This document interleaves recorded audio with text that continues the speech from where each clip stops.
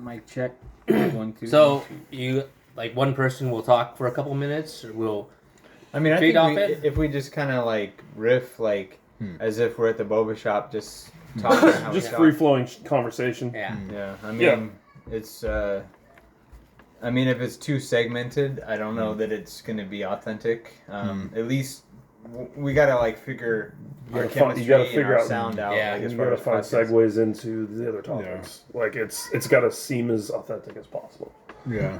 Yeah, That's all. Okay. So let's all like choose a topic we all can like want to talk about that all can relate to. You know. So Well, I think we were discussing what was Batman, right? We want to talk about Batman last time, right? The Batman, The Batman. or are we going to discuss Batman in general, like all Batmans across? It'll take us into Yeah. all Batmans by talking about the Batman. 'Cause we Yeah, have to of talk course, about because we're going to compare the Batman to all you know, Batmans. every Batman, every you know.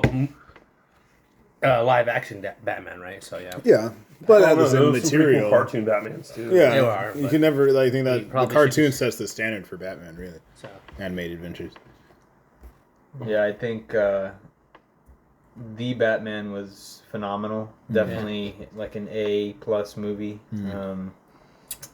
I didn't really expect that out of Robert Pattinson, honestly.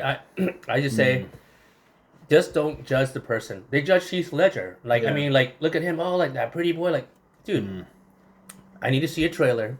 I need to see some, some photos and stuff like that. Then you guys can show me like. Then I'll be the judgment. Everyone's like, "Oh, hey!" As soon as you see the trailer, boom, dude, I'm there. I'm sold. So it's like, For me, like I said, it was a better Batman. I always come back to that. Like what's his name? I don't know who he was. Twilight? Exactly. Yeah. I when I first heard about Twilight when I was in Japan, I was like, oh, I will never watch that. So I never watched is it it. recorded here? Or no? It's recorded. That's clearly marketed to girls. But then they give us this girl, like this girl movie, star in Batman, and is he going to live up to it? And I think he did great. I thought he was good in emo. I think Batman is an emo character, really, in my opinion. Yeah. Well, yeah, he's upset because he lost his parents at a young age, and he's living with a butler in a mansion, and he's all alone.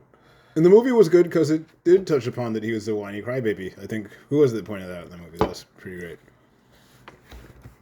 I don't know who pointed it out, but it is a very good point. Maybe it was the cat. I think it was Catwoman. I think she had some point. I think where she kind of pointed that out. Oh no, I think it was the Riddler. I think because the Riddler had it worse.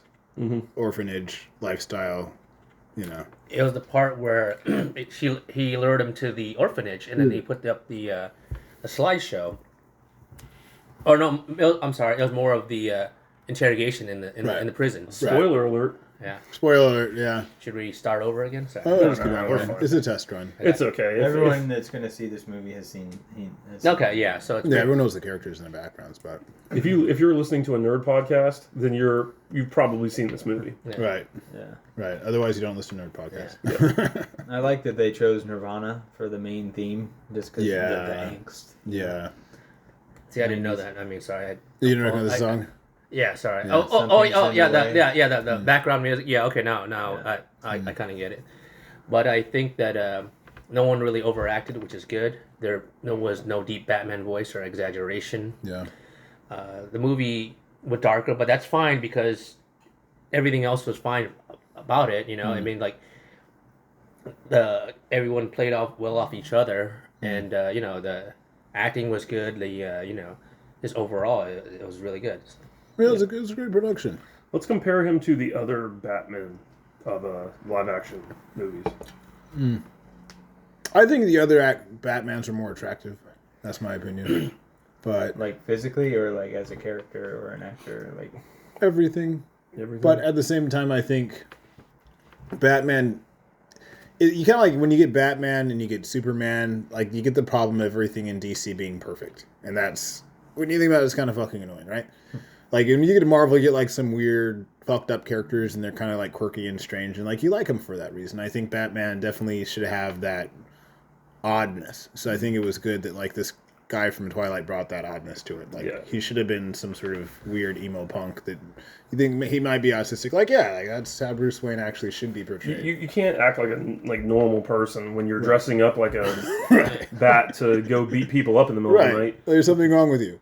So, yeah, you can't spend your entire time like making your hair looking all beautiful and everything. Right. And you got to remember, this is pretty much set as year 2 of Batman. It's like it's not. He has years of experience, so you see the inexperience in him fighting, the inexperience of him solving the crime and stuff like that. But he does have the experience. He has the knowledge. It builds up to it. So I think we're more focused on the character itself than actual looks. I mean, what is it going to be of the looks? Like, I don't care that he looks super handsome or anything. I just care that he kicks ass, and that's the point. I think that's kind of because I think when you have a property that's a blockbuster, you want to have like that shiny, like popular actor to lead it, and then like get everybody like to buy it. Like, was it like Jessica Alba in like Fantastic Four? Like that movie was bullshit, but they had like the right blockbuster personality there to like put in front of everyone to make them buy a ticket. So you're saying that the Elephant Man could not be Batman? Is that what, Well, I think now the Elephant Man can be Batman, whereas before, like, it was virtually impossible because they had the Christian Bale. How are you going to get that mask over that head, though? You have to have a custom mask, Guys, stop doing crime. That's bad. That's so bad. Elephant Batman just going around, being too slow to fight crime because he could barely walk. So what do you guys think about the the Riddler as a villain in this one? I like the take I thought he was perfectly psychotic. Yeah. That was a very gritty Riddler. I think anything better than like the Tom Carey and like the spandexy weird thing where you can see his junk moving around is better. I like that he kind of looked like he might actually be like that in real life, like that kind of like that school shooter crazy kid look, like where he just like, look, I'm gonna be nice to him because one day he might bring in an Uzi, so here's my snack He does pack. give off that vibe. Yeah. Let me show he plays his character well then, right? So he's like, I think he even had the idea of putting on that military mask of like, covering his face up. That was his idea in real life. So so that was pretty cool. That was a good take. Yeah. I like that they kind of immersed more into the detective aspect of Batman instead of him just being a crime fighter who just magically shows up where the bad guys are and stuff like that. This showed like his method of how he finds them and stuff like that. I think there's a redo cartoon that came out like in the early thousands called The Batman, right? Mm-hmm. And it had Catwoman as like one of the main characters, and I think they were probably kind of playing off of that, maybe, because I think it was more detective oriented, wasn't it? We've already had enough movies where he goes around and just beats up people. The detective aspect is refreshing and all smooth. the gadgets. Yeah, so I mean, it's nice for him for once to use his mind too, because we know he can fight. He's got the money for it, but he doesn't have all the gadgets yet. They're all there. It's pretty cool. I mean, for the most part, but it's nice to see a different perspective of Batman instead of we've seen, the brawler kind already. It's nice to see the detective, the more using his mind more than that. Yeah. Okay, we got to discuss one thing. We have to discuss the Batmobile. What did you guys think of it? Because the Batmobile has always been, an iconic vehicle. Yeah. That it was in the old movies. It was totally badass. Yeah. I thought it was. I think this kind of brought everything down to a very human, gritty level, which was like just like because like the other movies were like gritty and gothic, but they weren't human. Mm-hmm. I think like that Batmobile was like someone could soup up their car if they had that much money and really fucking beef it up. And I thought that was a pretty cool car. Yeah, it kind of fit the theme of the movie, like the emo, gritty Nirvana, What it makes me wonder though is, from the older Batman movies, like say the '89 Batman, where is he going to get the parts to build that car? Like, I know he's a billionaire, right? Okay, but it's like to fashion, all the like body parts of that thing out of like the armor that he's got. It's like where does this guy find the time to learn how to fight all these things? Well, yeah, and still because I think create all these awesome vehicles that are just out of this world. But that's been answered with some of the characters in the Batman universe. Because I think it was Morgan Freeman played like the guy who ran the research or the R&D in the Christian Bale one, and then in the cartoon they touched on that. So I think in a way, It's such a complex universe. I think if a movie does it, has to do it right in a way, because they did leave that out, made it a little questionable. But there was no ties to Wayne Enterprises in the older movies, like in Batman and Batman Returns, through Batman and Robin. It was just he comes up with this stuff on his own. He's got a bat boat. He's got the Batwing. He had 2 different Batwings. I think the vehicle set the tone for the movie more than anything. It's kind of more cartoony, like it's more PG. It's more, it's those are more children oriented. Yeah, because if you look to bring the Batmobile, like, oh yeah, it's cool. That's like a toy I want to buy, or It was all about marketing. It's marketing, because then it's going to be the toys. This was a more adult Batman, Yeah, so you can. Nowadays, we don't want to see those kiddie kind of looking vehicles. That's a very it fits the theme. I still love that old Batman. Yeah, but if you put it in that kind of movie, it's kind of ridiculous. It's like it doesn't really fit. You think about the times, like the first Batman, like all the stuff that was out at the time, like Ninja Turtles, He-Man, G.I. Joe, everything had a vehicle, and they were like pushing action figures like they've never done before. So it was more for the toy marketing than anything. Because Mattel and Hasbro were paying for the movie, and that's the reason why back then. Oh, of course. Whereas these days, like, they don't have their dog in the game as much, because kids do everything digital. They don't play with toys like they used to. I think it's the adults like ourselves who collect them, and then we want high-end, like, McFarlane production stuff. So, what about? I kind of like how they integrated the Penguin, but he wasn't like a prime character. He was kind of like a sideshow in this, but it wasn't forced. And I honestly didn't know that was Colin Farrell. Yeah, I did not see Colin Farrell in that makeup. Yeah, I had no idea. I read about it. I read about it. Yeah, it's nice. Like if you have multiple villains, you have the Riddler, you have Carmine Falcone, you have Penguin, but they're side characters more than anything, and you can branch off them and do something. I guess a huge mistake a lot of movies do, superhero movies, is they put too many villains and then they try to all do something at once. But if you all have them, one main villain and the other ones just kind of facilitate off them, they're involved, but they're not necessarily doing anything about it. Equal slices of pie. It's got to be focus on this but one. But then, the main villain, loses in the end, but then it may set up an opening for one of those lesser villains for the sequel. I get to the to step up in that role. And the interesting thing is, like, in a thing like Batman, the real villain is just is Gotham itself in a way. So, like, the whole unfolding of this thing where everybody's hands are dirty, like all these leaders. Like, I thought that was good writing. Like, I thought that's like how we should look at Gotham, because you have a community of people. Like, the Penguin interacts with all these other criminal minds, and like there's an underworld. And at the end of the day, really, Batman is a criminal because he's a vigilante. But it's just because he's so good at being a vigilante, he gets support from from the inside. So I think that's I don't know. I think if you're writing a story well, then it's all about the ironies. He did a pretty good job of catching those ironies. And another thing with that, instead of like your mom's name is Martha too, like that's a bad irony. The whole concept of Thomas Wayne wasn't as perfect as they've always painted him to be, like this amazing father, great doctor, billionaire, everything that he's always been, but he's a dead character. But to find out that he was just as dirty as like the rest of them, it's like it gives you the whole nobody's perfect. Of course, it really devastated Bruce Wayne to find out that his daddy wasn't everything perfect that he thought he was. Which I thought I really like that, because the thing is, really, when you look at a character like Batman, you have to address privilege. And that's what it's about. So, like, when they had the whole thing with the Riddler, and they're like, well, we grew up like in like each other's feces, and people pissing in corners and us being ignored in like an orphanage that nobody cared about, and then you're this rich guy talking about how you lost all your parents and yada yada. Everybody cared about him, but he's living in a mansion with a butler who's taking care of him. It's like he can't have it that bad. But he is still super emo. So I got a kick out of that. I like that. I think that has to be played up more in the entire franchise. It kind of puts him in perspective. Like, wow, I didn't have it that bad. I feel like an asshole for... It's the privilege of privilege. Absolutely. So compared to the other Batman movies, what do you guys compare it to? Like, on the scale, like, best ever? Not as good? Like, second best?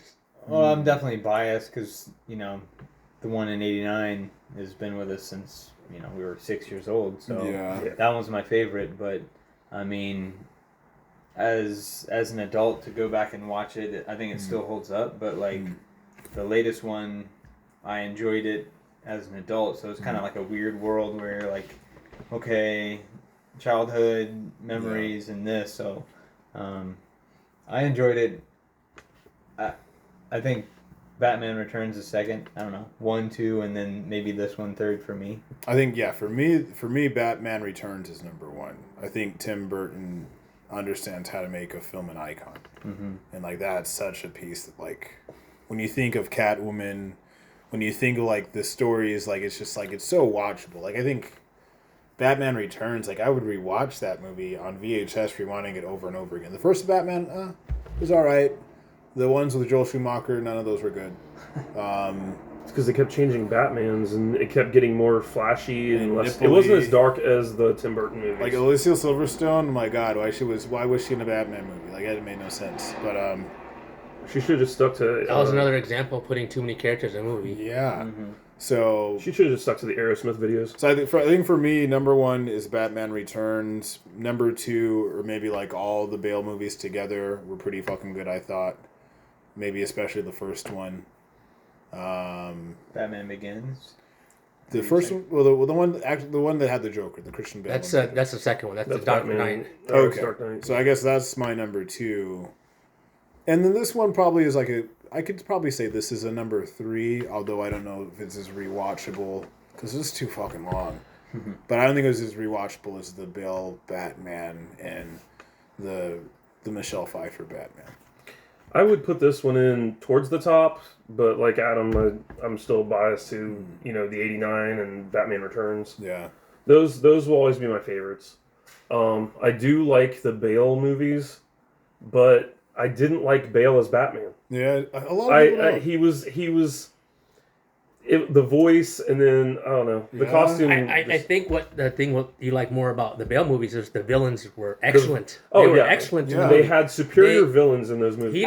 He did his part by just fighting them and trying to figure it out. But the Yeah. villains were Scarecrow, Joker, Bane. I mean, Bane was supposed to be like a mindless guy to fight, but he was strategic in this one, like cunning, a good fight. Like the villains did it for this one.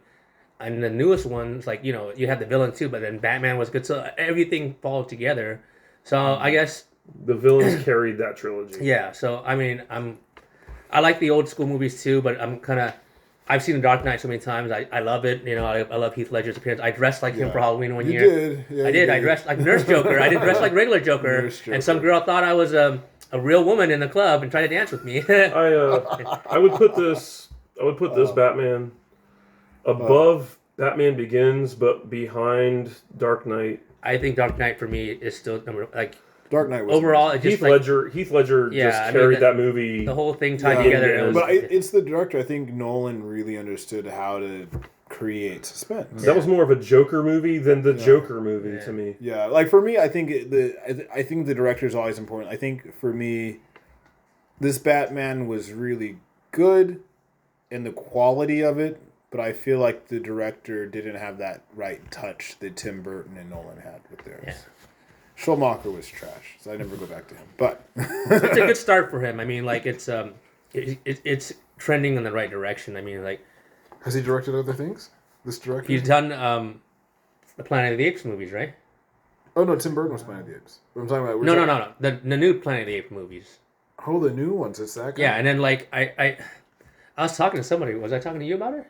I don't think so. I think it was. I talked to somebody about it, and then like because he did the Planet of the Apes movies, and I swear I was talking to somebody about Those it. were good. Yeah, because it focused on the apes, not all the humans too. Because what they did, Right. and this one, it's like we're not gonna give you some backstory about like you already know what's gonna happen. Let's just jump right into it. Right. Good, great, start. Let's go. Right. That's how we become Batman. And yeah, it's almost 3 hours long, but you don't really feel like it's 3 hours long because you're kind of like, I want to know what happens next. Oh, it felt like 3 hours to me. Yeah, so I mean, it's like, I know movies are becoming longer, right? But it's like, to me, it's like, I kind of want to see what happens next. I mean, it might drag at little points, but that's your typical movie, superhero movie. Because I think the impression was right. I think Batman is a detective. It's a detective story. Yeah. Mm-hmm. And I thought that was good to put in the direction of detective. I thought it was good to make him seem like this tortured character. I thought that was the right direction. But I think the other thing is that if you're doing a detective story, it should be episodic so that way people want to go see it and come back to it. Like, I think, like a Sherlock Holmes formula. So, like, if you have, like, Robert Downey, Sherlock Holmes, like, that was a freaking amazing movie. It was done well. The action was amazing. It was iconic. They had, like, the right characters, like, all across the entire thing. And I think Batman should have that rhythm of Sherlock Holmes. It should have that rhythm. And I think, if it's, like, too long and, like, too preachy and draggy, like, I'm not trying to watch Shakespeare here. I think we're seeing longer movies, especially, like, superhero movies, because they figure the world we've been living in for a few years now, people were binge-watching shows, so why would you not be okay with sitting down for 3 hours watching a movie? I don't think we're going to see another hour and 40-minute, like, Marvel movie. Sometimes you can't cram as much as you really need to. I'd just say cut it off at 2 hours. No, the perfect example is the Venom movie, hour and a half. I mean, it felt rushed. Yeah, it felt like stuff was missing. I mean, it's just like they probably just kind of crammed everything together anyway. I mean, like the movie was pretty bad anyway. The first or the second Venom? The second one? The second one, yeah. We second watched one was god awful. So, I mean, it's like, to hit all the points. It had its moments, but it was like, you're supposed to have at least a build-up fight before the end battle. But they didn't have that. It was just the fight at the end. And it's like... I think there's too much drama between those two characters. Yeah, so I mean, like something big like this, because I guess you can do something like that with Venom. But something big as Batman, and now the standard for every Marvel movie is pretty much 2 hours and a half. You put everything you can in there because it's going to be a hell of a hit. But I think it was like Marvel has such interesting characters. Yeah, like, it does. Really, I mean, really freaking interesting. You take characters, Guardians of the Galaxy, Doctor Strange, Ant-Man, and you make them interesting. That's a good thing about Marvel. What they do is they make the characters more interesting, as where DC takes characters and then it's like they're well-known characters, but they kind of put them in their own kind of world, and it's like it's hard to kind of understand, and they don't know how to do crossovers right. I think like you have like was it Zatanna the magician? Like if you did a crossover with her and Batman, like that would be interesting because it's already like a dark world. You put some macabre stuff and that's kind of cool. It's funny you say that because they were talking about making a Justice League Dark movie, and then she was one of the Justice League Dark, Constantine, Swamp Thing, Deadman. But it got scrapped, obviously, because... Yeah. Well, they overdo it. Like, they want to, like, shove every character... Even, like, was it Batman versus Superman? They had more than those two. They had all the others. It was just overstuff. But I'm thinking, if you just... Marvel's kind of smart, because they're like, okay, we'll do a Spider-Man, but then let's bring Doctor Strange and have some crazy shit. But, DC people are just like, let's fucking have everybody in there. And then you're just like... I'm just getting, like, one-liners. It's overwhelming. It's a marathon, not a race. Like, dude, I think that if they did it just like the way Marvel did it, people probably respect it more. Like, we don't need, we'll watch your movies if you make them. It's fine. Right. We don't need to. Don't try to compete with the Avengers and all the other ones because you're failing right now. I mean, it's like that's the harsh reality. I mean, like, there's rumors that there's going to be an overhaul, all this kind of stuff. So yeah, there's no continuity with anything. Yeah. It seems like each movie's doing their own thing, and it doesn't even really relate to a lot of things. Yeah, the Batman has no part in the Justice League series. It's like super random, right? I just don't understand it. Like even Wonder Woman. You had the Joaquin Phoenix Joker. What was that for? I mean, was that just a cash grab? It was a one-time. It's a one-off, right? But then with this whole Flash thing coming up, and then the Flashpoint, the multiverse thing, what's that going to do? Like it's more questions than answers. But when you see with Doctor Strange, you're like, okay, you're anticipating things are going to happen that's going to be good because it's going to lead to something better. Right. With this Flashpoint thing, I don't even know. I mean, it's like they're not investing in their franchise. DC. Like they're just kind of throwing money out there. Whereas, like I think when you look at Marvel, the actors who are contracted are vested into what they're doing. Yeah. Like like this whole Cumberbatch thing, like. This is like a fucking huge career piece for him, and like it's just he's like Scarlet Witch the same way, and they know like what they're building, who they're working with next. They're like, wow, this is like a huge career thing for everybody involved.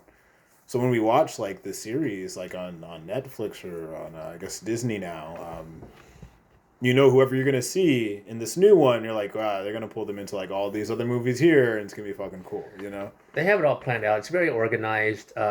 everything. That's why the whole point of watching the movies too is the end credit scenes too. It's like you want to see those because you want to see what's next. It anticipates it. You have to watch it in order to get the next thing that's going to be because it's like you watch the shows, you watch the movies and stuff like that because like sometimes you might not miss it. So that they make you want to watch it those shows because then it relates to the movies and vice versa. You know, so that's good. You know, with DC is kind of like, well, I watched this movie, right, but it doesn't look like it's connecting anything. You know, so. How am I going to be really excited for the next movie that's coming out, right? So it's just bad writing. I think when you look at the Marvel, the way that they're doing their productions is like the comic books. So you always have that yellow box that has star. In this episode, such and such and such happened. Like you could probably literally watch all Marvel movies and kind of have those things pop up, and it feels like you're reading a comic book. Whereas DC, I guess DC kind of does there's like their comic books. You have like these random one-offs, Elseworlds, or like Sandman or whatever, and like they're just there. Like I think most DC material probably don't even have to buy an entire series. You can just kind of buy one graphic novel, and they're all kind of standalones. Maybe that's what they're trying to. Maybe that's what they're stuck in. Something I wanted to bring up because Randy mentioned the end credit scenes, and I remember pointing it out after we watched Shang-Chi, was when they're analyzing the 10 rings. You see that Bruce Banner is there. Right. And it's not Smart Hulk anymore. And it's like, wait a minute. So did he transition back into just being Banner and normal Hulk? And they just have not went through the explanation yet? Right. The cool thing is on Comic Resource, they always talk about what are the timelines and when did this movie happen and when was this. Yeah, so this throws Shang-Chi somewhere in the past.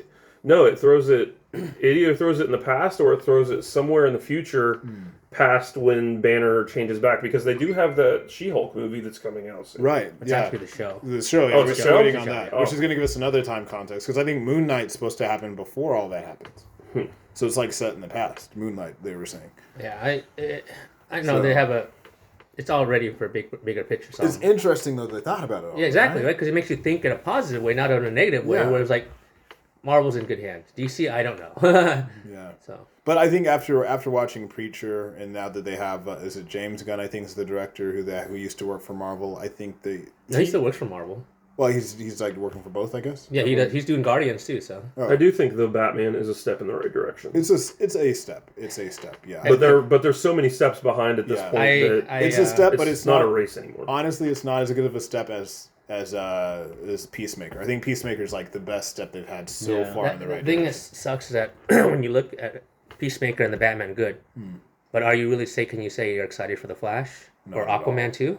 Or even Black Adam? Not at all. I'm not. I mean, I honestly cannot say that I'm excited for any of those movies. I've never been big on the Flash. Yeah. I mean, it's like, even with the guy, Ezra Miller's Pros, like, they're going to say they're freezing all his stuff. They might kick him out. I mean, it's like, there's no continuity. There's just so many gaps in between. It's like... There's been so much bad writing. Yeah, I mean, it's like... Invested because, like, when's the last time... Because... You see it, right? They have Justice League here, and then, like, there's nothing in between that has him. There's such a big gap, and now his movie's coming out.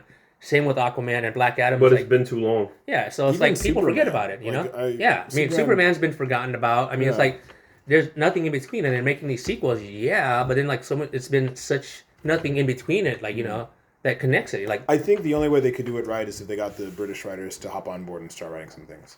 Like, when you look at The Boys, when you look at Watchmen, you look at, like, all the DC Vertigo properties, those are fucking good. People are just like, that was such a great experience. Constantine, like, people want it. And that was good writing. But, like, all the American fare, for some reason, the creators that they go for just don't write any of it right. They don't. I still think the 2009 Watchmen movie was the best superhero movie made in the past 30 years. Yeah, I think what they need to do is get everybody on the same page. If you're making this movie, it has to connect to something over in the next thing so people can get excited about watching it. If you have an ending for it, at least the sequel for that movie, but what about the DCU? What's the bigger picture?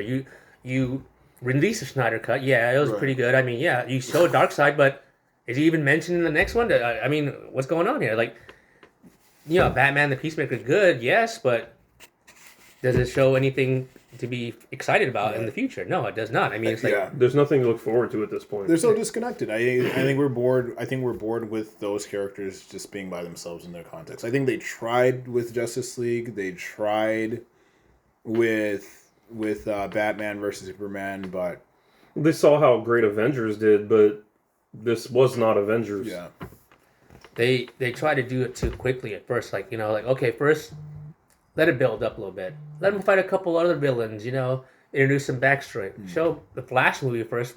Why don't you? Maybe Cyborg, and then introduce them gradually. You get some people pretty hype about it. I mean, yeah. you have the Batman vs Superman, which is technically a Superman sequel, right? I mean, isn't it? I mean, Yeah. but then he just shows up in that and Justice League, and then other than that, nothing else. Like, there's This is lame. I just think they get their themes wrong. I think they really get it's like when you look at Marvel, like these characters, like the intergalactic set. These characters are the domestic set, and they kind of all have their realms in the universe. And I think for DC, they're afraid of handling the material right. I don't know if the rights are wrong, but really, when I think of Batman, the Batman was good, but it was shallow. I'm tired of Gotham. But if you had the Batman and him connecting to Constantine, or him connecting to, what's another one, like Sandman, all the other really super dark properties. That would have been interesting. Justice League Dark things. Right. I'm gonna need more help. Right. Fighting supernatural things. I think I Right. can get a team together. Boom! Right. Hell yeah, another team. Right? I can't figure out these Right. clues. Well, let me, tap into Constantine and see what macabre thing he can do to help me figure out what's going on. Or was it Dr. Fate is another one, or Fate is another. He's character? gonna be in the Shazam, that Black Adam movie. But like I said, I can't say that I'm excited for it because You know what? I just realized the best one really. There's two. The best two, I think, Peacemaker and Shazam. Shazam was a lot of fun. That was pretty good. Shazam was a lot of fun. It's fun. I'll give it that. Aquaman was okay. It wasn't Except great. for But, Amber Heard. no, I mean first of all, it was good. I mean, And plus, there was no Kanye West. So, it was okay. Wonder Woman, regular Wonder Woman, okay too. But 1984, don't even. Crash and Burn 1984. No, I Maybe mean, not want to what was watch that? anymore, but it's what the hell? I couldn't. I The fact I you could barely said finish yes it, to 'cause- that script, I'd be like, if I was her, I'd be like, give me a rewrite because you're gonna fucking ruin my career. yeah. I mean, I'm all for feminism and stuff too, but this is Well, Wonder that Woman. wasn't not- even, that was not feminist. Yeah, that or- was just trash. Yeah, it's I'm all for that. Whatever. Yeah, equal rights, but this is Wonder Woman, not Birds of Prey was good and very feminist. That was a good one. I think Birds of Prey was overlooked because Very overlooked. first of all, I think the title was extremely too long. It was way too long. Yeah, I mean, it's they had the good fight scenes, It was but done it well, wasn't. I guess but it it wasn't was- really relatable. I mean, it's They marketed it wrong. I think Yeah. it was done really well, but the product placement was bad. yeah. So, But and that- I like Margot Robbie. Don't get me wrong, but I don't see her as Harley Quinn. Just You for me, don't? it doesn't sell. She I doesn't sell see it. it. She doesn't sell it to me. I mean, it's okay, but I don't know where she is going to be on future projects. But for I me, think she you just can't. don't like Margot Robbie. No, I liked her in The Wolf of Wall Street. Oh, yeah? And I mean, Okay. I've seen her in other movies, and I like her better. I thought she did pretty well. As, I mean, it's just for Harley me. Quinn. She For does, me, just she doesn't- sells it. She looks Yeah. crazy. she just had a really bad Joker to be clung to. maybe that's the reason why too. But Yeah. I mean, It's like they needed a superior Joker, but they got Jared Leto, who doesn't age. That's Randy, weird. what are your thoughts Weird on Green Lantern? Oh goodness! Oh no! I forgot that existed. I think we all tried to. I think Ryan Reynolds. I think he wants us to forget it existed. he already showed us what he thinks about it. He shits on that. He's been in everything. That guy. I don't think I ever sat through the whole movie. me and Adam had the unfortunate pleasure of going to watch in theaters. I'm sorry for Yeah. you. Yeah. I'm sorry for you. But yeah, No. for its time, I could Yeah, watch it's it just pretty for Ryan Reynolds, but yeah, it's pretty bad. I mean, it's just because there was no DCEU time. They're just making it, hopefully, a branch on or something. But yeah, I mean, it was just kind of boring. The fights were kind of bad. CGI was really bad. I mean, Yeah. for the time, So I mean, yeah, I know it's bad, but it's just it's Yeah. there's no point of bringing it back. Green up. Lantern is in a way the Captain Marvel of DC in a way, right? In some ways. Yeah, It's but intergalactic at in a least force. Captain Marvel's been in other movies of the DCEU, So I mean, MCU, but Well, that's the thing is just DC's also chock full of bad writers. So They're consistently inconsistent. Where Marvel is actually consistent. Yeah. yeah, I mean, you have a hiccup here or there. I mean, unfortunate passing of Chadwick Boseman. You improvise with that. Brie Larson's not very well liked, but that's why in the next movie they're gonna have Kamala Khan, Ms. Marvel going to be in the movie, Right. and then other characters to Right. help with that. So they take one issue and then they turn it to positive. Maybe it's strategic though, like when they do the whole, because maybe after the whole multiverse, they'll bring in mutants, and then like people will want to see Rogue like fucking mess. I think that's the perfect segue. I think that's probably why Brie Larson might have been picked, because they're like, hey, that'd be like the best cat fight ever, to have like the next Rogue just like take her to town. It was this Rogue stole her powers, and then she just never gave them back. Right. Like, don't fuck with perfect mutants, segue, right? because of course you see in the trailer you hear Patrick Stewart's voice. I mean, it's like it's a perfect segue. Right. DC DC could do that. I don't know how they can't do that. Am I for bringing back same people who played X-Men?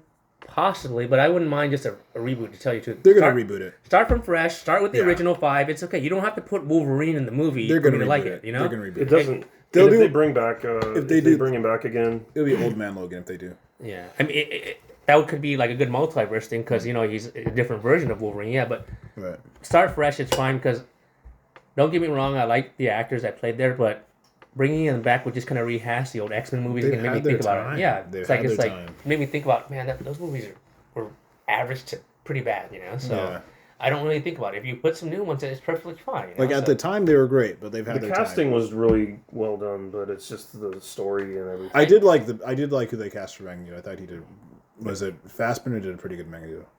I think he was excellent as Magneto. I think Hugh Jackman, he's good, but he's way too tall. The claws were obscurely way too big for it. Like, those really don't fit in your arms. Like, they're like really big. It's like that's got to fit in your forearm. Yeah, I mean, it's like they were just like they were going over his knuckles and over his fingers and stuff. So that was kind of like weird, And I think it was they just might as well call it Wolverine in the X-Men, because he was always in the movies and other characters were just kind of side characters, which I didn't really like, because X-Men as a team is probably one of the people like that more than the Avengers back in the day, And then like when the way they did it, I just didn't like it, because like you either killed too many people off, or a lot of people didn't. I mean, you killed Cyclops off. You don't want the guys, and it's like he wasn't there anymore. Yeah, I think that's the nice thing, is like looking at how Marvel's gone. They've had like their really shitty productions, and they've learned their lessons. And then not only do they learn their lessons, they make jokes about those lessons. Like Deadpool, he goes and kills like the shitty Weapon X thing, because he's like, that was like just a fucking stupid writing. And Green Lantern.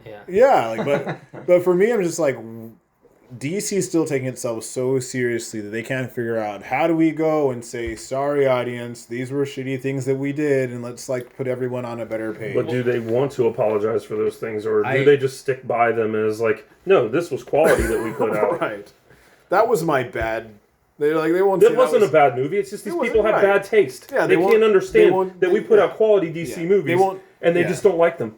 They can't apologize. So what you're saying is DC is run by Vince McMahon. Pretty much. It's like the WWE of like productions. Like, what the fuck? Like, everybody knows they deserve their money back for this one shitty production that they did. But like, oh no, you bought it, you got it.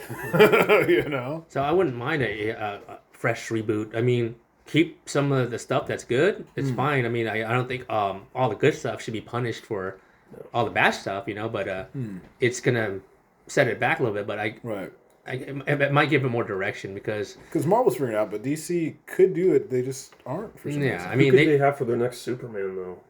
I think you bring Cavill back.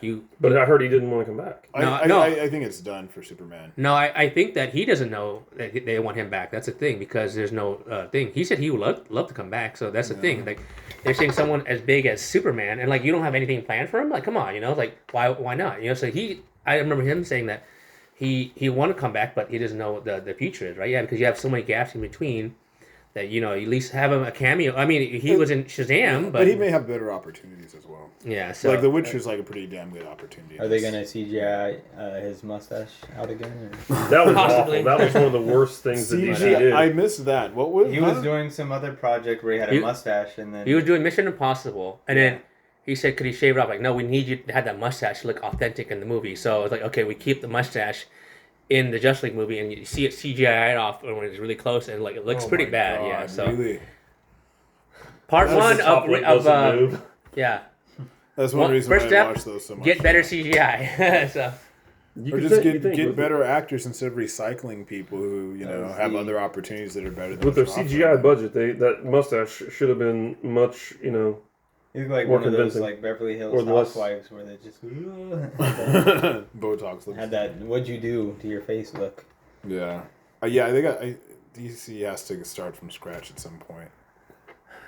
They won't though. I really think No, they're the only CEO says they want to. They can hire someone like Kevin Feige to be in charge of things. Yeah. To get some continuity going on here because everyone just wants to do it. But is he going to be staying? Is he going to be just DC, or is he still going to be doing Marvel stuff too? No, a Kevin Feige-like person. Oh, not Kevin Feige stuff. I mean, it's like they would not let Kevin Feige go work for DC. No. They need someone to be in charge of that like say that's good, that's greenlit to go.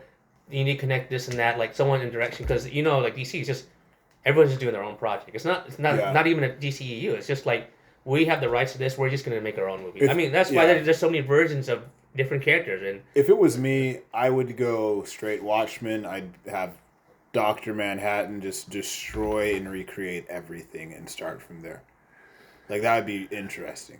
It would be interesting, but he's like the Thanos. Like without having to have gloves and whatever. Like he can just do whatever he wants. But I think what they're gonna do is maybe this Flashpoint movie is probably gonna be the reboot. That's why maybe they pushed it back because they can add something to it. Right. Where they can reboot everything. They're trying to use Flash as the connector. Yeah, I mean, like if you look at X-Men Days of Future Past, they rebooted everything, right? But then they screwed it up again with Apocalypse and Dark Phoenix. Like you had the opportunity to do good again, and then you screwed it up again. So.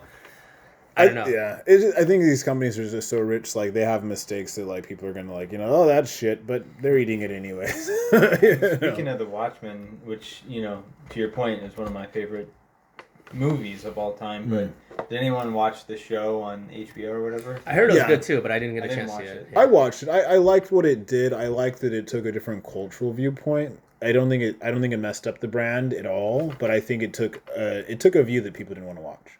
Like, and I think especially being an African person, having that history and that background, like in my own family in Oklahoma, I was like, oh, this is really, interesting because like no one ever cares about showing our history or relationship to these things. And then you also got some insight on Dr. Manhattan and you got like a lot of really interesting historical detail, like on the superhero sorts of, things in that universe. But I think it was so niche that it was hard for people. It's the first episode, but I didn't finish it because there's 1,000 other things to watch. So. Yeah, I'm surprised that they didn't continue that series. I mean, like that's a big, well-known franchise. You could expand on it.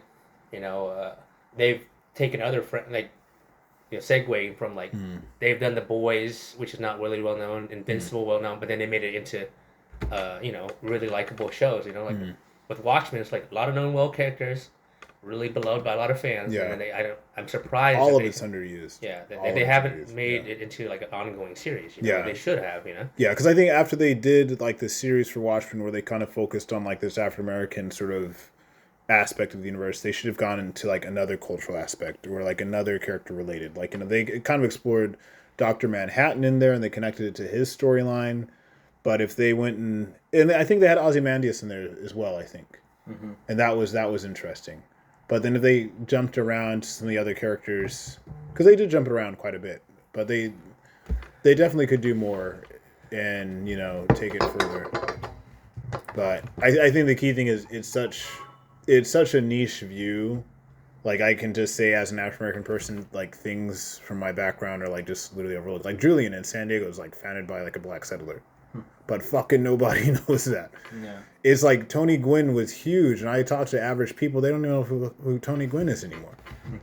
And like that, his name was like Mr. San Diego. So I think some of the issues with our society is the reason why that series wasn't as, influential as it could have been. It was done really well, but people don't care about black things. So, everyone's very blatant about that. Unless it's Black Panther. Everybody loved Black Panther. Yeah, Black Panther was like, I think, because, Marvel fucking knows what they're doing. That's the only thing I can say. Like, Marvel knows what they're doing. I think now with HBO Max, is like, they're probably about on the right track for it because Peacemaker's good. Penguin's getting his own show now, so we'll see where it goes. I mean, Like, be optimistic. Peacemaker was freaking good. It And was. I think it was dynamic, because the thing is, it got into the whole white power thing, and being in San Diego and, like, having friends on Lakeside and El Cajon, like, it's real shit. But it was really interesting because you got this dynamic that was, like, at first when you watched, well, the second Suicide Squad was actually better. We can all agree on that, right? Yeah. But instead of just thinking, like, oh, that's the asshole from Suicide Squad, then you're like, wait, this guy's really complex and, like, really interesting. And, like, it was nice, Nice to give him backstory and then Right. explain to him like there's more to him than just like a hired gun. So Right. Doom Patrol is like a really good series that's kind of overlooked. That's I heard a lot that's of good fun. I too. haven't marked, but I haven't watched it yet. It gets all over the place, but it's fucking worth it. That's the thing. I think more of the shows and animated movies for DC. Comic books are actually written not bad either. Are all good for DC, but when it comes to live action, it's not as good. But when it comes to Marvel, their MCU life movies are good, but anime movies not as good. And same with the comic books. Yeah. Like it's as I know right now. I mean, I haven't read any of the comics from what I've seen. It's just like Marvel, in comic book, there's so many teams and stuff, and there's I think they just use it to sell covers and to sell comic books. So I agree. I really think that because I think DC's so blockbuster obsessed that they can do a good job because they just keep on thinking cash cow with everything. When you have like such amazing quality characters like Death, The Time of Your Life is a really great one for Vertigo, and it follows the personification of death. Like, there's so many things that if you have the right writer take a spin on the it. characters are there, storylines are there. You don't have to follow it completely. It's there. I mean, it's like it's you not reinventing the wheel. I mean, it's like you just take it and go from there from it. Right. But for some reason, you pay these people so much money to do this, but they can't get it right. I mean, it's like I don't understand that. I mean, it's like for a billion-dollar company that can't get this stuff right. I mean, it's like come on, it's like. Yes, it's good to put some of your aspect or your thoughts into it, but if you try to make it your own thing, no, don't screw with people's things if people like it, They have us in the wrong way. Like, even like Watchmen, like you're saying, like you haven't really, like it was like Watchmen's a great brand, right? That's a great franchise. But the fact they produced something that was so niche that they lost some of their audience, like they don't know what they're doing. That would have been great to be like, okay, we have this entire sort of thing, and then here's like our set for like Black History Month. Like, okay, now that you've met like the general audience. Yeah. But like all of a sudden, be like now we're just like okay, we're just black now. Like like that kind of like it's like huh, So it's just like it's like even if you think about Marvel, like they have a balance of variety of characters, and they produce Shang-Chi and like and it's like they're pacing themselves, but like there's no pacing going on with DC. They're just kind of just like It's so random. button mashing. Like I told you, know? there's no continuity. There is Yeah. just like I'm gonna take this and do my own thing from it. There's gonna be no connection to this. Right. So it might be good, Right. it might not be, but then like it's one off or something, Right. and then it continues. So therefore, you're left wondering what's going on. And that's why I had a hard time with the Batman. That's why I say it was better, because they did some shifting of like the characterization, but it still was disconnected from everything else. Yeah. But is this something that they're know. thinking that they can branch off of this and kind of start? Is this maybe a new starting point for like the future of DC? It's like, okay, we'll start off with the Batman, They have to bring it all together, and then like they got to Marvel did. incorporate others at some point to. They have to gain the confidence of the people that want to see it, because when they have, how many different Jokers, how many different Batmans Right. in such a short time, it's You're like, I'm lost. Which Joker are we on Right, now? Or, right. I mean, like Right. now that Affleck is not bad, he has to be in as the Batman. I mean, there's no point of making a third Batman, somewhere else in some kind of universe, because you're starting you're wasting resources doing that. Where you should be connecting them together, Right. making them Right. because I think segueing these to different kind of Because if you release like figures of these, it's like I don't want that Batman. I want that Batman, but they don't have the Batman that you want. Right. It's like like the stores maybe have like one Batman over the other, and it's like, but that's not the Batman I want. Yeah. What's interesting is confusing. Marvel's, I don't know, maybe one blunder that I can think of is like how many different Spider-Mans, but then Well, yeah. they tied it together, They right? figured it out. Yeah, they Yeah, they so brought them it's all like- in one. Like, okay. Can DC do that? No. They could, but it would take a cohesion between the publisher, writers, and the directors to say we're going to bring these all together. I say like when we all are saying Flash may maybe an opportunity to bring all these universes together, all these versions together. But do they have the Spider-Man meme behind it? The pointing meme? No. What I think is that I know what would be the it would just be them trying to Flash copy doing Marvel, though. You know, she's like, Yeah. we're behind, so to make things make sense, we're just gonna have 3 versions of it in one movie. You know, like, no, just something else. I heard they're going to bring back... DC doesn't have that budget. Yeah, I mean, like, it's to bring... Michael Keaton's Batman in the Well, Flash. yeah, you already have him, right? But then you're gonna bring all the Batmans in and the Joe. Like, it's a Flash movie, though, right? You know, like, the thing is, we want something that's gonna lead into Kilmer's the out of future. shape. Yeah. Val We want Kilmer things to be like, okay, we want to be optimistic for the future, not like now. Val you know, Kilmer's so. gone now. He can't even talk.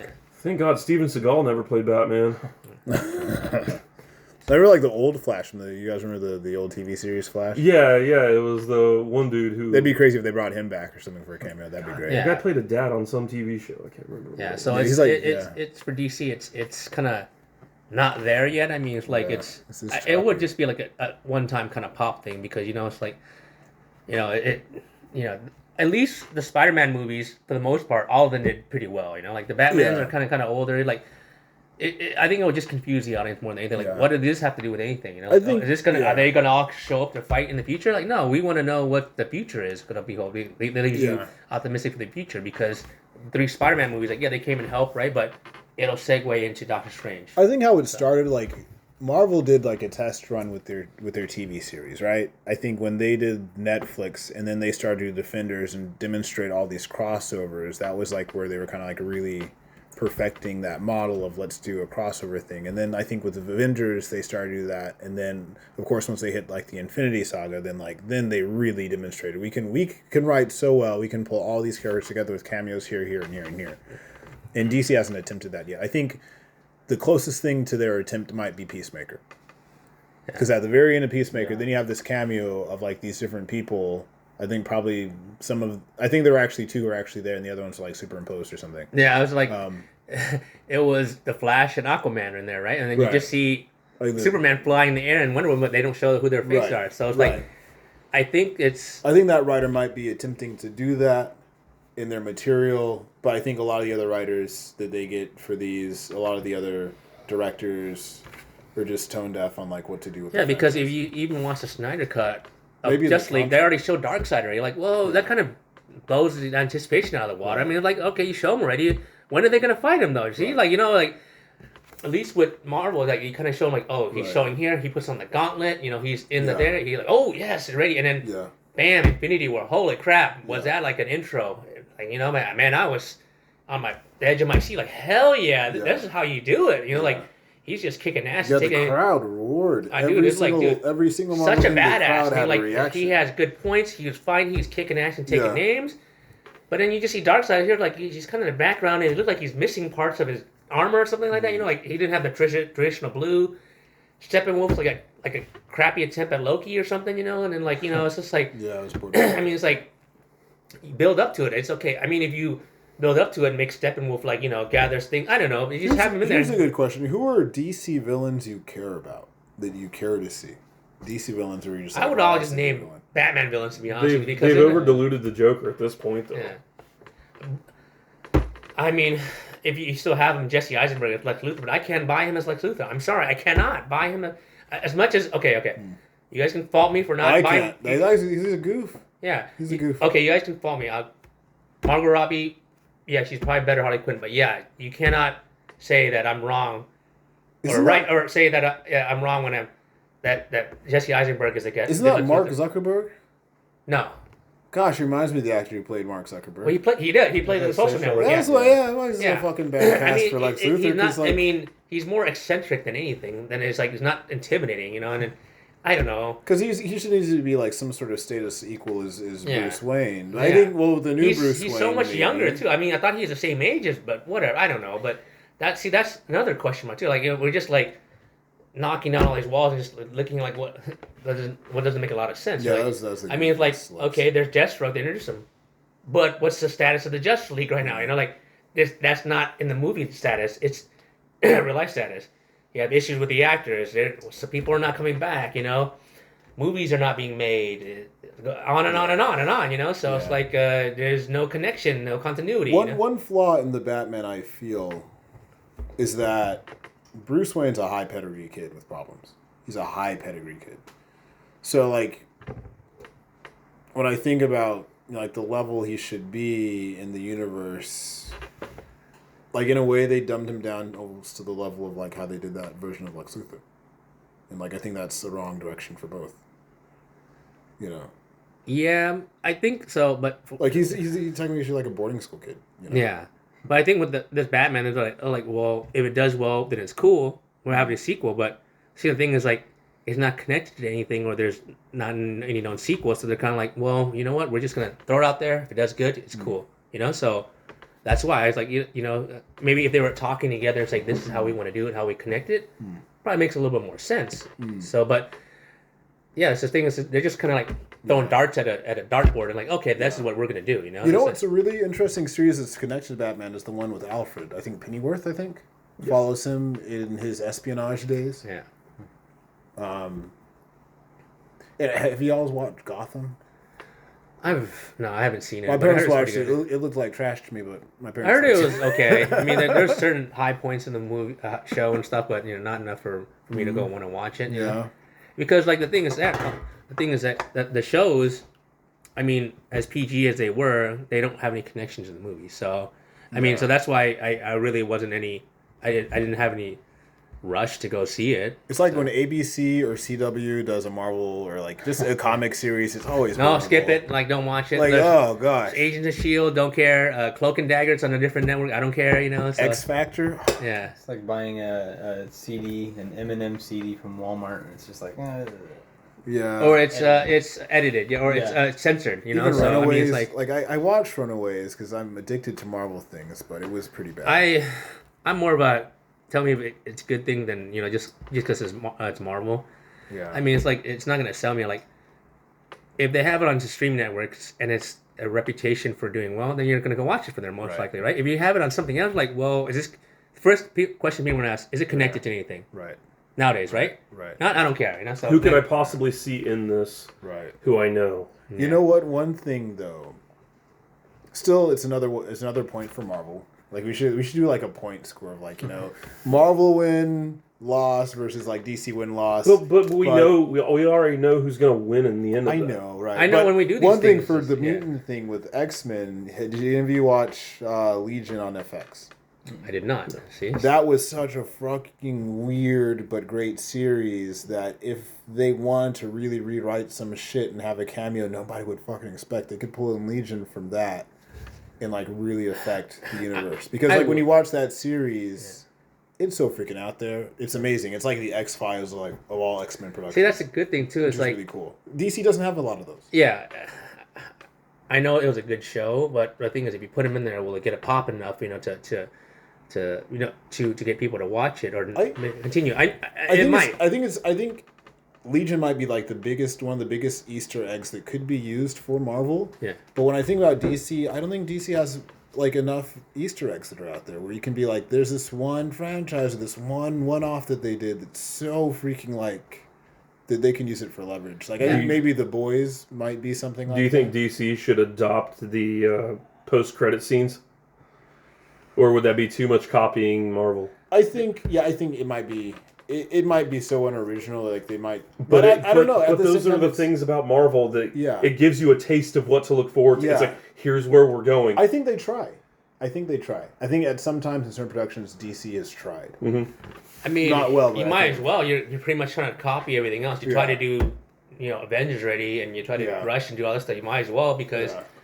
It's better than leaving the audience in the dark. But those are the best advertising for what is coming next. Exactly. To see just like a little snippet of something. Right. It gives you a taste of what's in the future. Right. They don't know what the fuck is next, though. Right. I think that's what our point is. Right. Yeah.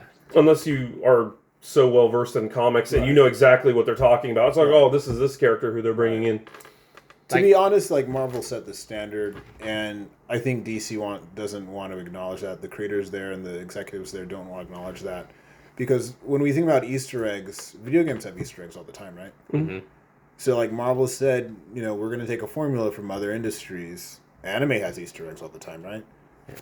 and DC's refusing to use those strategies. Although it's not only Marvel doing it, other places are doing it too. I think Other companies. I mean, like the Godzilla movies, they even have end credit scenes and other like action kind of movies, or they follow the template. I mean, best form of flattery is imitation. The original end credit scene was actually 2001 in the Fast and the Furious first movie. He's driving the Chevelle. Or was it Austin Powers? I know, but so I guess you have nothing to lose by doing it. You might as well. I mean, like you have to give the fans something to look forward to. I mean, like when I watch the Batman, we're all anticipating something to be at the end, right? Because we're so used to it, superhero movies, right? Right. We sit through we sat through the whole thing. Right. We're more disappointed because they didn't have one. Like, would show us what the hell's gonna Peacemaker come out or something. You mean I sat through all these credits for nothing? End, right? Yeah. Like it's an industry standard. I don't know, maybe one of the Flash shows, something. I mean, like nothing. No bone was thrown. Nothing. Like I mean. Another villain or something, the Joker talks some more. Okay, cool, something. They should send the Rock out in the Black Adam outfit and be like, hey, there's nothing here, go home. Yeah. Right. Well, that's what I liked about Deadpool. He's one of my favorites because at the end of, I think it was the second one, he said, that's it, there's nothing, go home. Yeah. It's just like, oh, that is so Deadpool to like have us wait, and then he's just like, wait, Wilson make a joke, But yeah, I think that was one of the things that's going really good for Marvel is that they tied it into like their quirkiest, like most crazy character with the whole time travel thing, you know. So it really makes us kind of wonder and look around and like DC. I think so far, I think Peacemaker is their quirkiest character, but it's kind of hard to figure out how they're going to tie that into everything else. All I know is it's keeping John Cena away from wrestling, and that's upsetting. Was it? Well, to tell you, he's better off. He's better off. But he makes nice butt cameos. He's at that age where he needs to start thinking about hanging him up. Yeah. People are tired of him anyway. If he comes back, I mean, like if you see the reaction for him, like they're happy he's back because like they're happy he's back for like 5 minutes and then they're booing him again. They didn't realize how much they missed him until he was gone. You know. Yeah. So I mean, it's like. Damn, he's coming back, thank you, and all that stuff. And now it's like he's gone. Like, damn, we have this bland project stuff again. They brought him back to have him lose to Roman Reigns. Yeah, so, it's like, here's another notch on Roman Reigns' belt. Yeah, so I think he's the next Rock, where like, the Peacemaker is going to be so big that he's not going to have time to wrestle. He'll make a cameo here. It's not going to be worth the value. Like he may endorse things, he may still let them use his image to endorse things, but.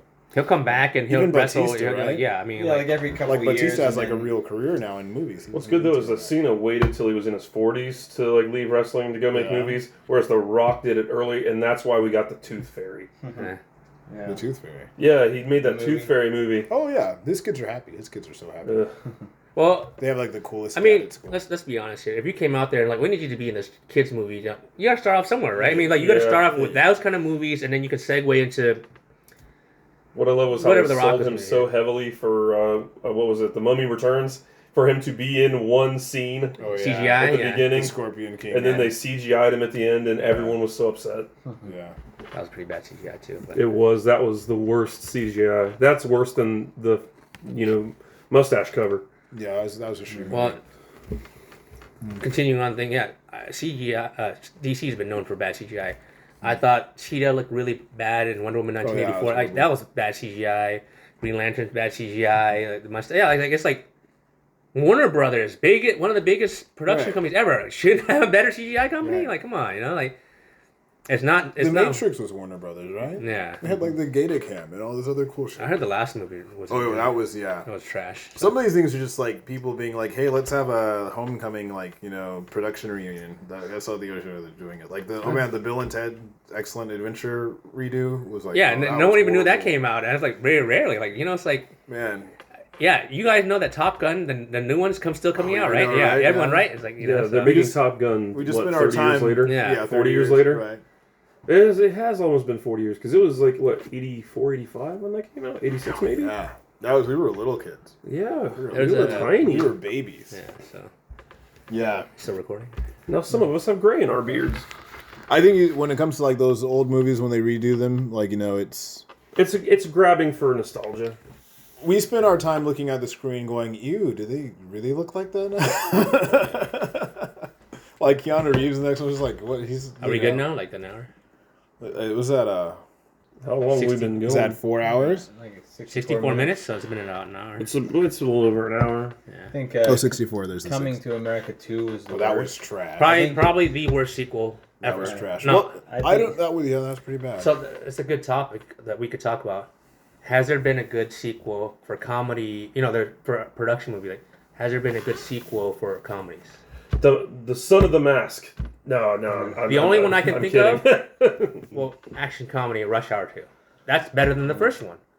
But if you look at it, like, you know, I guess we could Dumb talk. and Dumber 2 was bad. I did like the second Ace Ventura movie. That one was solid. that one was kind of solid. Yeah, that was kind of solid. Yeah, I mean, White but Devil. I found Quetzalcoatl. the Hangover 2 was god awful. I mean, like that's I don't know. I didn't wasn't like even a any fan of the Hangovers. Hangover 1. I watched it Yeah, recently, yeah. and like you know, They're all basically the same thing. Yeah. Anchorman 2 was... Anchorman was one of the funniest movies ever, but Yeah. 2 was nah. disappointing. Yeah, Was it see, disappointing? I'm telling you, like gaps in between, especially for comedy, like you know, it's hard to make a sequel like that. You know, like Yeah. and that goes for not just comedies, right? I mean, you have Avatar, and now 15 years later, Right. another one comes out. Do people even care? I mean, Here's an old one. Ghostbusters 2 was really good. Yeah. Those But were, that's yeah. In 89. I'm talking more about like comedy, you know, like Yeah. comedy. It Like, is you know, Ghostbusters would Comedy, be considered yeah. comedy because all those Yeah. guys were like basically That's true, Saturday yeah. Night Live. I mean, that's a rarity nowadays, Yeah. you know. But now it's just like gaps in between. It's kind of hard to follow up from the. Imagine if they made 40-year-old version 2. I don't think it would do good at all. I mean, He's already lost his virginity. yeah, How can right. he- Like he passed it. Like he met. Why Let's not? say he met somebody else at the house to help him. Like, Well, like, probably wouldn't be as funny, right? 42-year-old widow. There's no funny in a 40-year-old dude fucking a 40-year-old woman. It's just Yeah. not funny. Yeah. Sorry. Unless it's Steve Carell. Yeah. So But that's like that's a to topic. your point, it's not just comedy. It's like, you know, Independence Day was probably our favorite movie growing up, and like Yeah.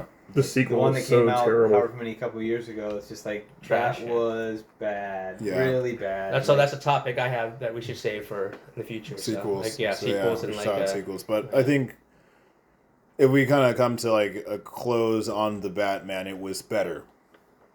It was above my expectations, definitely. It was redeeming to the franchise. Yes. Which When is I saw the shocking. trailer, like, this movie is going to be good. I knew, like, this is Yeah. going to be good. Like, okay, Rob Pattinson, I see the trailer. Right. It got me hyped for the movie. So, I'm like, okay, Right. all right, let's go. And then when I heard it was good, like, yes. Thank DC you. is a dumpster fire, but the Batman was the sandwich that didn't have any flames or maggots on it. pretty much.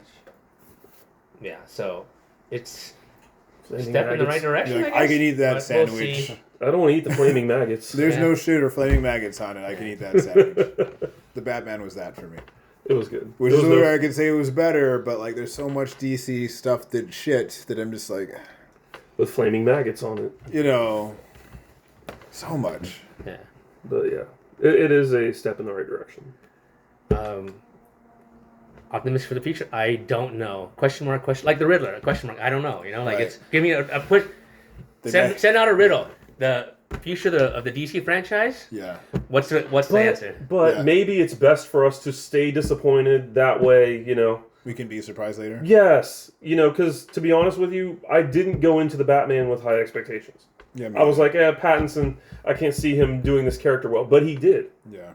But it's like, you know, like I said, low expectations. Yeah. I think because it's all Hollywood, I always expect the quality's going to be somewhat good. There's going to be some things Yeah. that are going to be questionable. I say with Batman, big superhero, you have to do well with him. You can't afford to fuck up because DC is already in the situation they're in. That's taking like I can't not see- 2 steps back. It's taking like 5 steps back because you messed up Batman. Batman's Yeah, like the that's one it. character that they've not really messed up a I whole think- lot. They've messed up some of his villains. Too big to fail. Chrysler, big car companies. I think it's kind of like that. Yeah. So, You can't go wrong. but then like they leaves the whole thing with Superman is like what's he gonna do in limbo, right? I mean, like you have Lex Luthor there, nothing for him. Like, come on, you know, it's like. I don't know. I mean, you made the crappy 1984 Right. Wonder Woman movie, so I was like, Oh, that was so bad. it was. That was so bad. I didn't even see it. Never mind. I saw it on HBO Max. I'm glad I didn't waste money to go in theaters to watch it. I mean, I talked to you guys who want to watch it too. Like, was so bad. hell no. Like, all right, yeah. I think the pandemic might have affected the quality of some of the movies coming out in the last Yeah. like couple of years. So Definitely. Yeah, but, you know, But I don't know. It's That just- was a degree of bad. That was But just Marvel movies the are writing. much better in theaters, I think, just because of the crowd reactions, like Right. like Infinity War Right. and Endgame. That's an event. Those it's the crowd reactions make the movie that much. Yeah, better. so It's like going to a sports game. Yeah, it's like I can't just say, oh, let's just like pirate the movie, or let's just like wait till it comes. Like no, Like because it's so good you don't want to. You want to hear everybody cheer when Spider-Man flings out of that portal. Right. Yeah, because they applauded the Spider-Man movie too, didn't they? Yeah. They applaud it every time there's like a cameo of like another character from like something else, or it's like when they brought like when all like the at the end of Endgame when the portal's open and everybody's coming out, it was like a sea of cheers. It's like this person comes out, cheer. This person cheer. I literally was getting goosebumps in that part where they all. I gotta be honest. I get emotional in those, and you tear up a little bit. And you're like, oh shit! It's like it's about to happen. I was getting chills. And then cry was on like, my pick. Avengers. He said it. He fucking said it. I'm like, yeah. I was right. I wanted him to scream. I was like, Avengers, right? Assemble! Like, oh, lead him into war. Go, let's go. So I think Multiverse of Madness is gonna have some moments like that for sure. Yeah, it's gonna even like Shang-Chi, like it had moments like that just because some of the characters were just like so freaking interesting. They were good characters. See what happens when you just take time to invest it? Yeah. I can tell you pretty much now. About 85 to maybe 95% didn't know who Shang-Chi was before the movie came out. They knew Black Panther and stuff, but Shang-Chi, like, I honestly didn't know who he was. Yeah. Like, I mean, it's like, yes, okay, Asian superhero.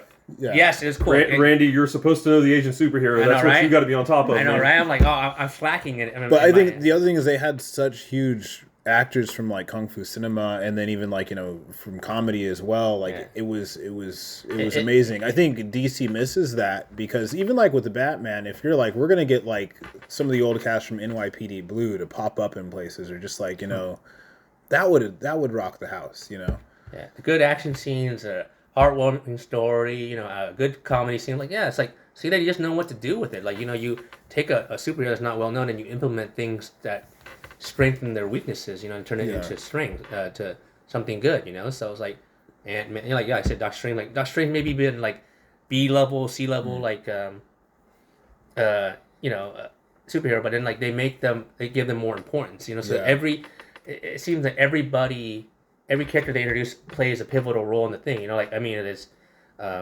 it's like at least the Endgame, like everyone's coming out. I mean, like holy crap, you got like people from Asgard, you got people from you even have like Pepper Potts coming in the rescue. Like, holy crap, you're having everybody come on. It literally makes you smile because I'm just thinking like the end of Shang-Chi, and they're like going on with like their friends from like school about like their crazy adventures. All of a sudden, there's like spinning wheel, like fucking like Doctor Strange. Like no one expected that, and like I just had a weird thought. It was a good feeling, And this has to do with Infinity War. Okay, the whole thing. It's like, oh, if you had a time machine, would you go back and kill baby Hitler? It's like, would you just go back and snap his neck? Right. It's like, okay, when Doctor Strange is fighting Thanos. Right. He's got the time stone. Right. Why can't, and he's on his planet where he grew up. Right. Can't Doctor Strange just travel back in time to baby Thanos and his neck so that none of this ever happens? But it was really interesting. I think the Doctor Strange movie is going to get into that because he's messing with the universe and he's not supposed to. They brought that point up in Endgame, remember? Right. So you can't go back and do. It's like, no, you're messing with the timeline. Like you shouldn't. You shouldn't. No. And then I still go by Back to the Future rules. If you go back and change something, But like with Loki, the whole TVA, like indicating like there is this sort of other people who look at like how's the flow going and regulate that. So I think that's going to come up. Because even like in the next one, they're gonna have an evil Doctor Strange. Yeah, he's they have a zombie Doctor Strange. It's like that means like there's all these other variants on that guy where like maybe there was one that did. Loki was the best show so far that they put out. I think. You think that's the best one? Yeah. I thought it was interesting, but I wouldn't say it's the best show. I mean, for what it is, but I think WandaVision rocked the boat the most. Was Punisher tied into it? But or was that separate? Punisher? Yeah. Punisher is Netflix. But it's not part of MCU. Not yet. It isn't. No. Okay. I mean, like they I really enjoyed the Punisher because they're bringing Punisher was pretty good. The second season Punisher. First season was really good. Second season was was tough, man. Yeah, it was tough. That was. I mean, you just it was watched like because the first. It was like was so the whole thing with the girl coming, saving that little girl and stuff like that. Like she just kill her off, man. She's annoying, and I hated how they did Jigsaw. It was just like his face wasn't disfigured. He had scratches. He had scratches. Yeah. I mean, like you're still pretty boy, but you just have scratches, and you're just more emotionally wrecked. You're not really as physically erect, you know. But it's like it was tough for me to finish it because same with Luke Cage season 2, like like it was just like the whole thing about Or was Black- it Black- was like was it the Black black lady and then Black the guy with the Mariah, shade, like Mariah, and then like kissing, like really, I don't need to see that. Oh, come on, that is just like, come on, what is this? Well, that was that was kind of weird. That's kind of weird, right? It's Like kind of awkward. hey man, I think we're Intergenerational romance. Yeah, right. Like hey, Give me that. the villain old was stuff. lackluster too, you know. So it's like I mean, I watched season 3 Jessica Jones. It wasn't bad. I mean, I watched it before they put it on Disney Plus. Jessica Jones was a lot of fun. I got a kick out of it. Yeah, so but I think they all dragged at some point. Yeah, so what you have to understand with all these shows, and they're not going to be like Avengers. They're not going to be like bam, bam, action nonstop. Right. It's to tell you different stories about different characters and how they're going to play a pivotal role in the future. Right. Going to be part of a team up. Going to have a cameo. So each hero is different too, because if not, we're just gonna might as well just have all Avengers. To be honest, I got a kick out of Hawkeye. Hawkeye was pretty. I like solid. Hawkeye too. I think I liked Hawkeye the best. It was very Hawkeye the best. mundane. Yeah, I like Hawkeye the best. The interaction of the characters and the storytelling was solid. Like I was like, if that came on like every Friday night on CBS, I'd watch it. You know, it was okay. I enjoyed it, but it wasn't. I wouldn't.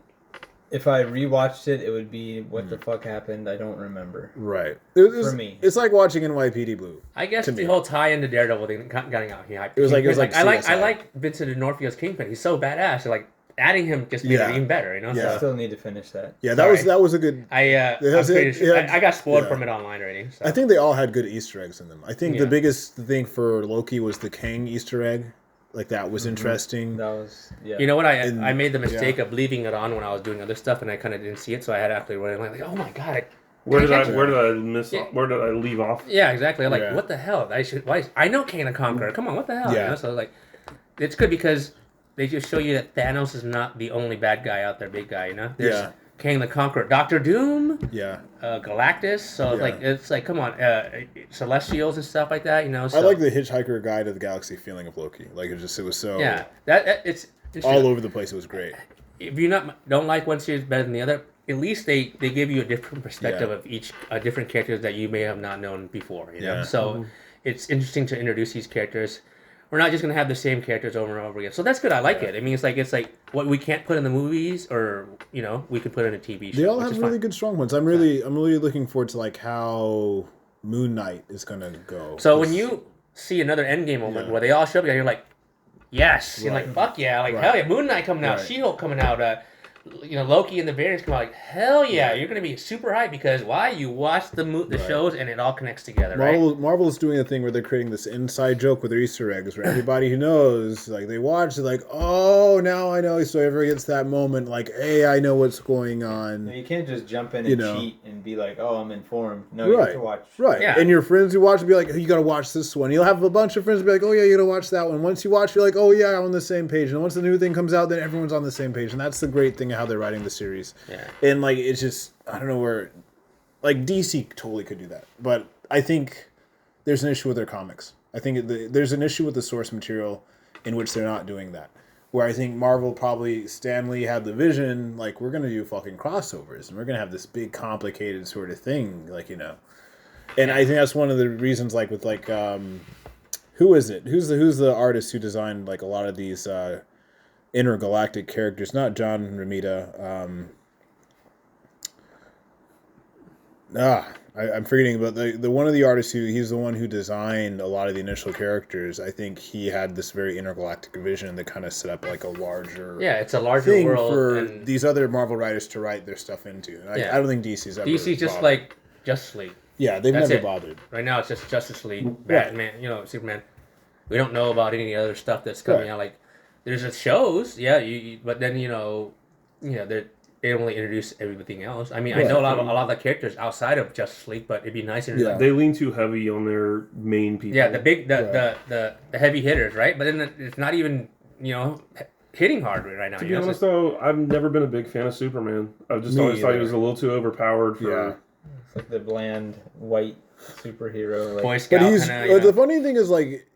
The crazy thing is the source material is really deep. So when you look at Superman, the reason why it was so insignificant in Seinfeld, because it was a Jewish writer saying, let me write my story of, you know, my family escaping Hitler, and what if you had a superhero who is a Jewish kid who fought Hitler, and he's an alien because I'm immigrant, he's an alien, and like he has this undercover sort of thing where he has like his American looking outside, but he's really an alien on the inside, and that's how they wrote it. And that's why like when you look at like a series like Seinfeld, which is huge for like the Jewish American community, like why there's like a Superman thing on the refrigerator. So there's a lot of depth there. Even like Wonder Woman, they did it so badly. Like Wonder Woman had a lot of like feminist, also BDSM undertones when that book was out. It was like on the hacking block when they were censoring everything. Because about like, you know, you always had the damsel in distress sort of thing in old comics where like, you know, someone gets tied up on like the train tracks. Like that was her situation. The villain would tie her up and she's like, oh, I broke out of it, you know? So there's all this kind of like this bondage sort of thing that went on in the comics, and they were known for that. But yeah, the DC, their writers they don't know the source material, and you don't have enough cohesion throughout their universe to like, you know, put it on the right That's track. the thing is they got to get those writers to like sit down and just go over all of it before they make anything else. It's the source material. They all need to be on the same page. So like I think this is a good starting point for what we have. I mean, like I thought we were gonna be strapped for time, but man, we talked for a hell of a good amount of time, right?